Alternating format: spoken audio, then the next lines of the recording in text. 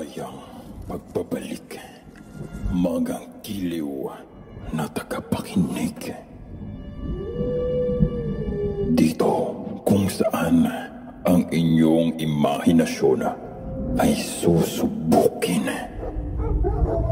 Sa mundo ng kababalaghan at katatakutan, mga kwentong hihilakbot sa inyong natutulog na diwa. Stories Philippines Podcast.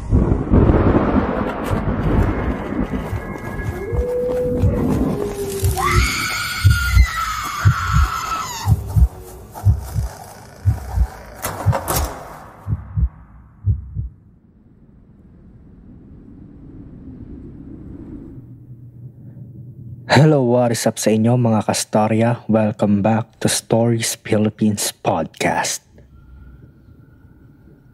This is your host, Trap. Kamusta kayo guys? I hope nasa mabuti kayong kalagayan ngayon. Maybe this time na ma-upload tong episode na to, nasa kasagsagan tayo ng Bagyong Rolly kung nandito ka man sa Pilipinas. So I hope that everyone is safe and sound. Stay indoors and let's pray na maging onti lang yung casualties netong bagyong to. So I know that you know what date today is and what occasion we are celebrating today. It's Halloween. Okay? Or siguro baka late nang ma-upload tong episode na to kasi marami talagang problema sa internet. Kaya nahihirapan ako mismo, lalo na ako, na mag-send ng mga story na na-record ko kay Boss Paul. Kasi yung host nating si Paul, siya yung talagang nag-edit and nag-upload na itong mga episodes natin. And on my part, talagang napakahirap ng internet dito sa amin. Napakabagal ng internet. Kaya minsan nade-delay yung trabaho. But anyways, nire-record ko to. This is my Halloween special. This is the Halloween special episode of me as a host here in Stories Philippines Podcast. So, syempre, pwede ba namang mawalan ng Halloween special? Spooky stuff nga tayo dito sa podcast na to. So, guys pala, promote ko lang. Sabihin ko lang sa inyo, no? Kung gusto nyo marinig yung boses namin bilang mga podcasters pa rin, kami pa rin yung host, pero hindi na spooky stuffs yung mga pinag-uusapan, more on about life, about lessons, ganyan, about articles, reviews about certain things. Yan, I highly recommend to you yung isa naming podcast na Not Your Ordinary Podcast. So search nyo lang siya kung saang platform mo to pinakikinggan and mahanap mo yan. And pakinggan nyo rin siya guys. Kami rin yung mga host dyan. Kaya sana magustuhan nyo rin. So yun lang. Let's move on sa ating episode ngayon. Ano ba ang topic natin ngayon? Since today is Halloween, gusto kong i-share sa inyo yung mga pangyayari na totoong nangyari sa totoong buhay ng mga tao mismo sa Halloween. Akala kasi natin na kapag ka merong okasyon tayong ginaganap or sineselebrate, minsan na lang tayo, diba? Parang nafo-focus lang tayo sa sarili nating buhay, sa family natin, kung anong gagawin natin. Pero hindi na natin minsan nakikita kung ano ba yung nangyayari sa paligid natin and sa buhay ng ibang tao. Pero hindi natin alam, lingid sa kaalaman natin na even though nagse-celebrate tayo, yun nga, meron at merong nangyayari na hindi maganda sa ibang tao. Kaya right now, ang gusto kong i-share sa inyo dahil nakita namin nung nag-review kami ng mga listener views nung mga episode na pinakikinggan ninyo madalas, nakita namin na ang taas nung listening rate nung mga true horror crimes na mga sinishare ko sa inyo. Kaya, ito ang magiging topic natin ngayon. Ito ay galing sa oxygen.com. The 5 real-life horrors, true crimes that occurred on Halloween. Let me say that again. The title of our topic right now is 5 real-life horrors, true crimes that occurred on Halloween. Okay? 5 kahindik-hindik na mga bagay na nangyari sa totoong buhay, mga totoong krimen na nangyari sa araw ng Halloween. So, if you want to see the soft copy of this article that I am going to show to you, andyan sa baba yung file or yung link nasa description. And yan, pwede kayong pumunta. This was written by Ethan Harfenist. So, credit sa iyo. So, from a murderous Texas father to the notorious East Coast rapist, here are some times where the holiday scares were way too real. Alam natin na yung Halloween, isa yung holiday na punong-puno ng katatakutan, yan, kababalaghan, mahilig tayo sa mga spooky stuff, yan yung mood sa mga ganyang panahon. Pero minsan, nangyari daw na hindi lang siya basta ginawa para sa okasyon, kundi nangyari talaga siya. The days leading up to and including Halloween are generally considered to be the spookiest of the year. Many Americans deck their houses out in gruesome decorations and don detailed costumes to work, parties and outside on their way to both, creating a festive yet eerie atmosphere in towns and cities across the country. But while most revelers are satisfied with watching slasher flicks or dressing up as criminals and killers, some people actually realize their immoral ambitions during this season and ruin what's supposed to be a night of make-believe with all too real actions. Take, for instance, separate shootings that occurred this weekend in California and Indiana, the latter of which resulted in the death of a man in Indianapolis. Below, we'll delve into some of the most heinous crimes committed on and around Halloween over the past few decades. So, number 1, the Candyman. This tragic crime unfolded during Halloween in 1974, but it continues to haunt residents of Houston, Texas, and beyond to this day.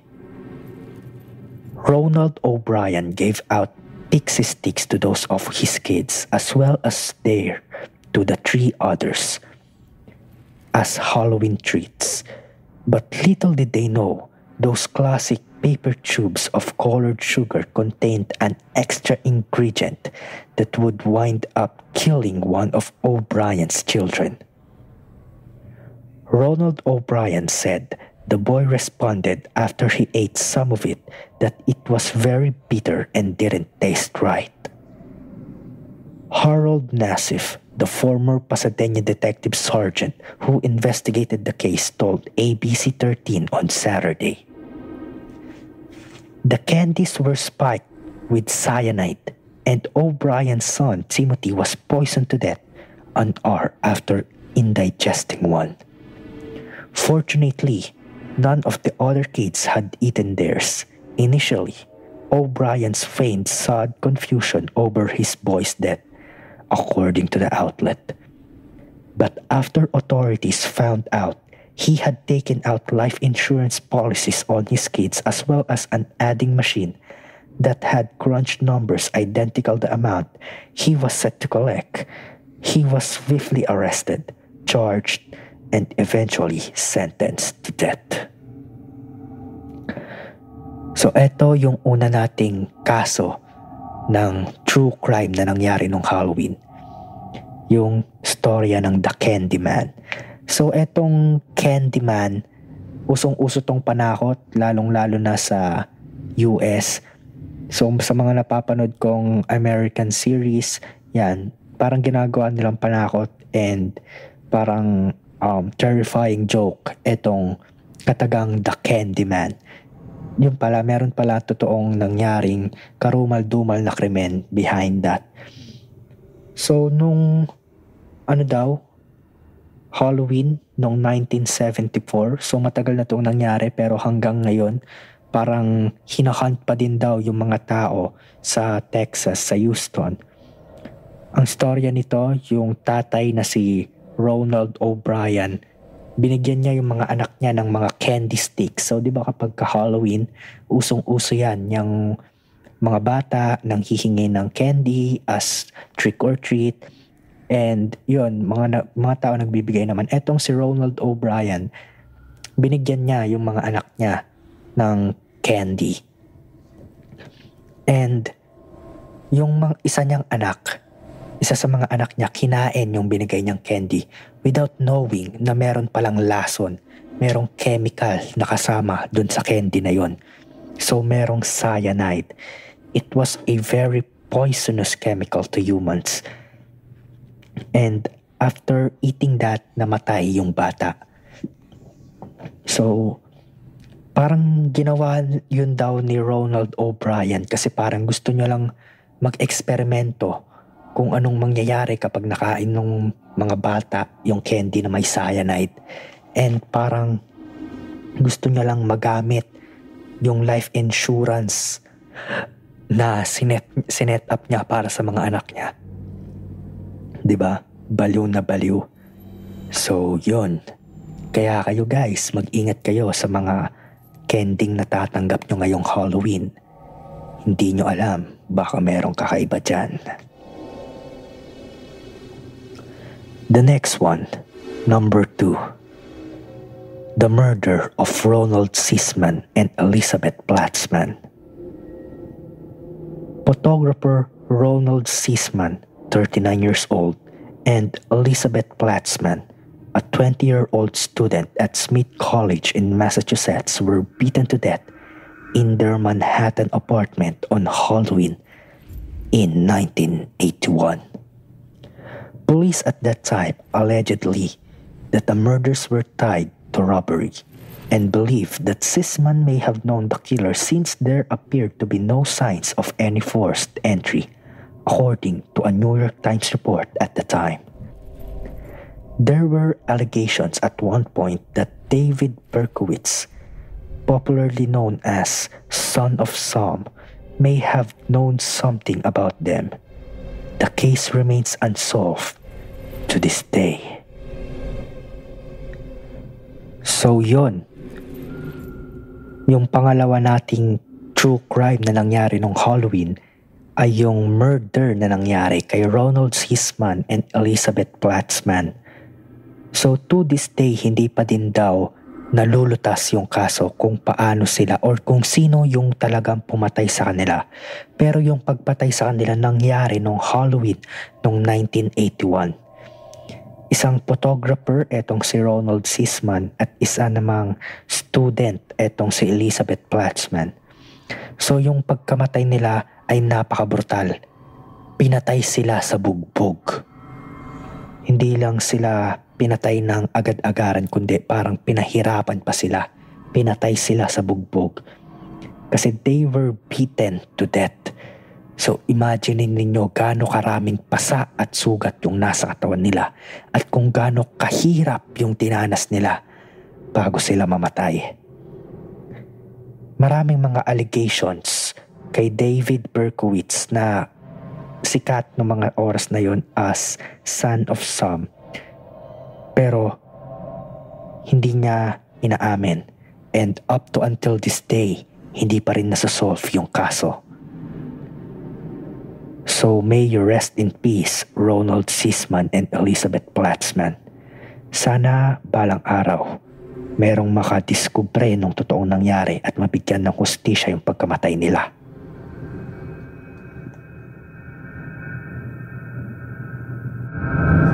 So ayun guys, bago tayo mag-move on sa ating third case, sa ating number 3 na true crime na nangyari noong horror or nung Halloween. I just want to give a special shout out sa ating listener from Norway. Wow! Grabe, napakalayo mo ma'am, pero thank you so much dahil nakikinig ka sa amin. A special shout out to Miss Ann Camarica. So siya sa atin, nag-give siya ng rating na 5 stars. Wow, thank you so much ma'am. Sabi niya, maybe I am the only listener from Norway. So hindi po totoo yan dahil meron po tayong mailan-ilang mga listener na kagaya mo na from Norway. So maraming salamat po. Shout out po sa lahat ng mga listeners natin from Norway, especially dito kay Miss Ann Camarica. So gusto kong basahin itong message niya sa amin. Maybe I am the only listener from Norway. Joke lang, pero baka nga. Well, actually, I am a silent listener and just new on this podcast. Super na-amazed ako kila kuya kasi I don't really expect sa Philippines-based podcast na mga kababalaghan at nakakatakot, which is one of my favorite topics of all time, and not to mention it's from my own land. Well, to be honest, I have 2 now with the same genre from the Philippines. First, yung una kong napakinggan until I got on your podcast and I got hooked. Congrats po sa inyo kahit new listener ako. I am hooked sa storytelling style ninyo and sa sound effects. Really spooks me sometime and pinaka-favorite ko is yung intro. Thank you and happy Halloween. Yan, happy Halloween din sa'yo, Miss Ann Camarica. Thank you so much. Na-appreciate po namin yung ginawa mong pag-review and pag-reach out sa amin. I'm very flattered right now. Even though it's just one compliment, pero napakasaya na po namin doon bilang mga host ng podcast na to na makatanggap ng isang acknowledgement sa isang listener. Nagsimula po kami dito sa podcast na to. Hindi po namin alam or hindi po namin in-expect na makakaabot man lamang nga kami sa mga 10 listener. Basta ginawa lang po namin to kasi parang napagtripan lang namin, naisipan namin. Pero ngayon, ayan, umaabot na tayo hanggang sa ibang bansa. And maraming salamat po. I'm really happy that we can bring the Philippine culture, we can promote and we can voice out our culture, our traditions, and our beliefs on spooky stuffs all the way there to your country where you are. So maraming salamat po. Mabuhay po lahat ng mga Filipino podcasters na katulad namin. Sana po mas lumago pa tayo. So yun. So our third heinous crime that happened on Halloween. The East Coast Rapist. Connecticut resident Aaron H. Thomas, known as the East Coast Rapist, was suspected of a slew of rapes throughout his life and on authorities' radar for roughly 14 years. Among his most notorious crimes was an incident on Halloween night 2009 that involved a trio of rapes and abductions. Assaults in the East Coast Rapist investigation spanned more than 400 miles in 12 incidences, presenting major obstacles for investigators. Ronald Hosko said, a special agent in charge of the Division Criminal at FBI's Washington field office. He said it in a press release at the time of his capture in 2011. But this capture is an excellent example of an coordinated law enforcement effort tying together 14 years of hard work by investigators who never gave up. Thomas was apprehended in New Haven Con in March 2011, and he was eventually indicted in 54 charges 2 years later, according to NBC News. Included in those were 2 counts of rape and 3 counts of abduction in connection to a case in Prince William County, VA, in which Thomas attacked 3 teenagers that they were out trick or treating. He then forcibly took them to a wooded area and violently raped 2 of them, both aged 17. He was sentenced to 3 life terms in prison for his crimes according to WJLA in Washington, D.C. So yun, grabe. Napaka karumal-tumal netong East Coast rapist na to na si Aaron H. Thomas. So napaka lala ng kanyang mga krimeng ginawa. So for 14 years, pinagsususpetsahan siya ng mga otoridad at iniimbestigahan patungkol sa mga numerous counts ng rape kasi mukhang notorious talaga itong si Aaron H. Thomas. And ang pinakamalala daw sa mga krimeng nagawa niya ay nangyari noong Halloween noong 2009 kung saan meron siyang 3 ni-rape at 3 inabduct or parang kinidnap, ganon. So parang kinidnap niya tapos ni-rape niya. Meron pa siyang ginawa na habang yung mga bata pumunta sa bahay niya para mag-trick or treat, or habang nakita niya yung mga bata na parehong 17 years old na nag-trick or treat, hinatak niya papunta sa isang wooded area sa isang kakahuyan and then doon niya ni-rape yung 2. Grabe. Buti na lang talaga nahuli siya even though matagal siyang inimbestigahan. It took them 14 years pero yun nga, hindi nag-give up yung mga investigators and yung law enforcements. Kaya nahuli siya and he was sentenced to 3 life terms in prison for his crimes. The next one, number 4, we have the all too real Halloween prank. Halloween 2010 spelled tragedy for a family in Martin, Ohio, a small community less than 20 miles outside of Toledo. Devon Griffin, 16 years old, arrived home after attending church to a scene of carnage, fit for a Halloween thriller.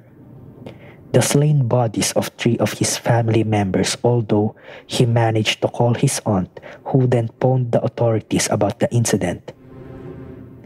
Griffin told in police in the Ottawa Country that he thought the bodies were part of an elaborate prank being pulled for the holiday. William Lisk Jr. was arrested in connection to the killings, which involved both of his parents and another family member. He reportedly had history of suffering from mental illness prior to his capture but was eventually sentenced to life in prison over the horrific Halloween murders.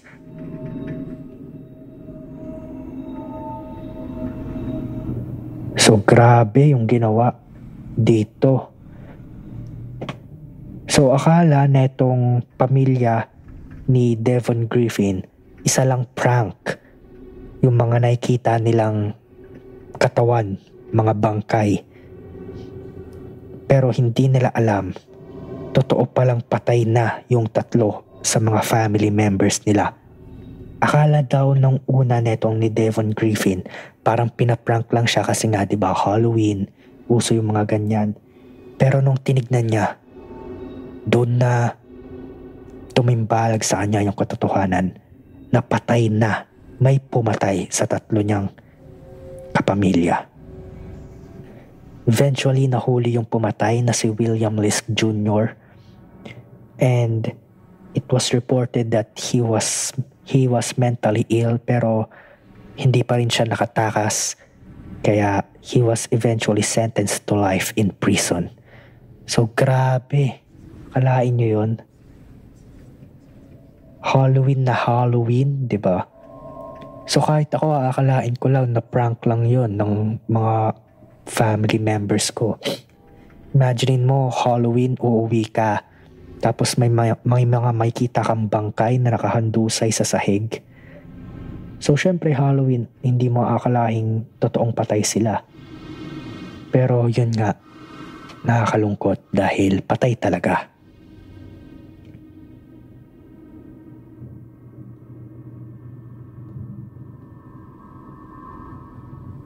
So grabe.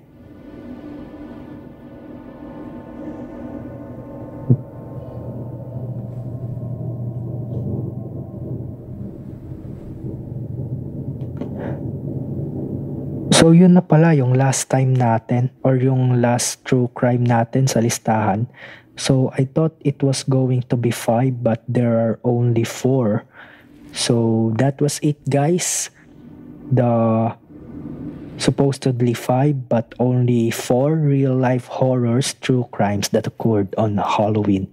So I hope guys nagustuhan ninyo yung story or yung mga story na share ko sa inyo.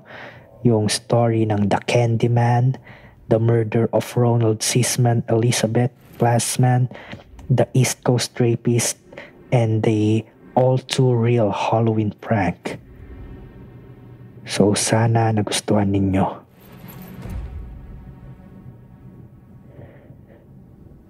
So Crime Time is your destination for true crime stories from around the world, breaking crime news and information about Oxygen's original true crime shows and documentaries. Sign up for our Crime Time newsletter and subscribe to our true crime podcast, Martinez and Murder, for all the best true crime content. Yan. Guys, thank you ulit sa oxygen.com and check nyo guys yung kanilang podcast na Martinez and Murder kung gusto ninyo ng mga Crime Time newsletter ng mga story. So, yun lang guys. Para sa episode na to, I hope nagustuhan ninyo kahit medyo maikli lang. And happy Halloween sa inyo guys.